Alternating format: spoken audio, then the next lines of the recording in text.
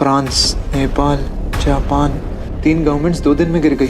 Albania में पहली AI minister आ चुकी है। ये सब सिर्फ एक कोइंसिडेंस है या फिर कोई कोइंसिडेंस नहीं है, एक हिडन एजेंडा है। कौन सा एजेंडा?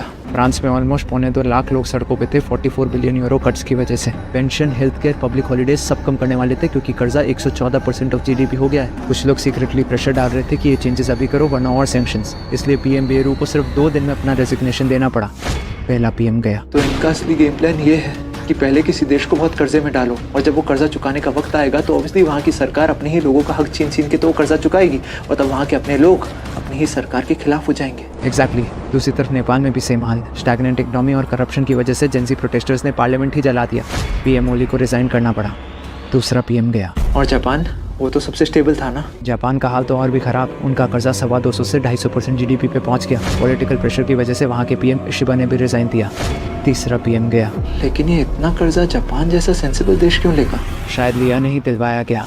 एनालिस्ट कहते हैं कि अलायंस प्रेशर और चाइना की टेंशन की वजह से जापान को अपना defence budget all time high करना पड़ा। क्या इसका मतलब जापान की इकोनॉमी को जानबूझकर लोन दिलवा कर ओवरलोड करवाया गया? यस, देश अलग, वजह अलग, लेकिन शायद पीछे का प्लान एक ही। क्या? शायद एक नया ग्लोबल ऑर्डर बन रहा है और सीक्रेटली गवर्नमेंट्स गिराई जा रही है। ऐसा लगता है जैसे एक नई दुनिया आने वाली है। सूडान, ग्रीस, इटली, इन सब कंट्रीज़ में भी डेट टू जीडीपी रेशियो बहुत बढ़ चुका है। आगे आगे देखो इन कंट्रीज़ में क्या होता है। लेकिन इसके पीछे हो कौन सकता है?